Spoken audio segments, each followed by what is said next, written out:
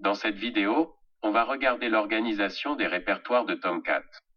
Il contient les répertoires suivants: bin, conf, lib, logs, theme, web apps, work.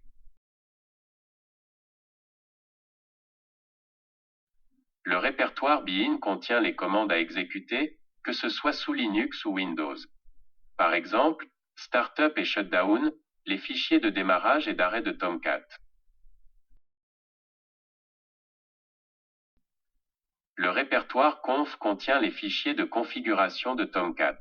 Ils permettent de configurer tous les aspects du fonctionnement de Tomcat, de sa sécurité, et aussi du chargement des applications web. Le fichier de configuration le plus important est server.xml.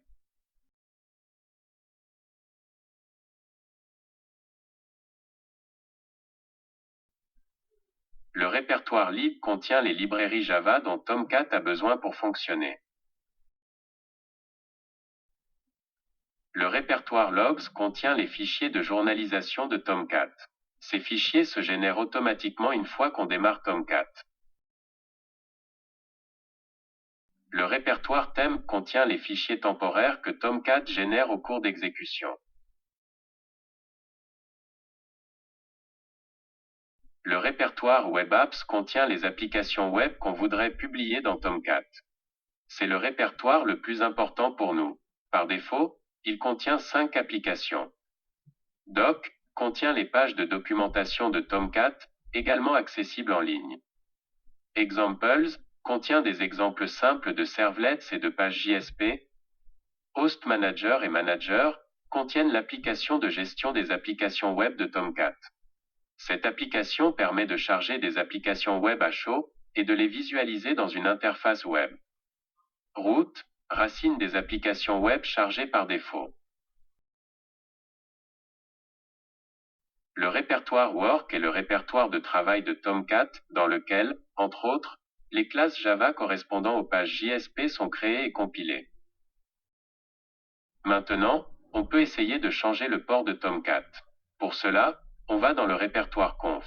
Ensuite, on va éditer le fichier de configuration server.xml.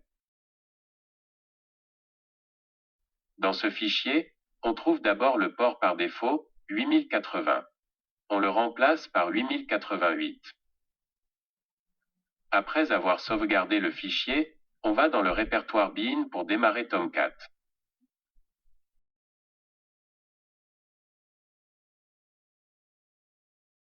On lance le navigateur, dans le champ en haut, on va mettre localhost avec le numéro de port qu'on a paramétré tout à l'heure.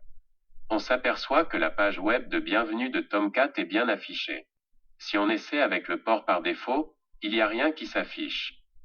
Dans le répertoire logs, on peut constater que les fichiers de journalisation sont également générés.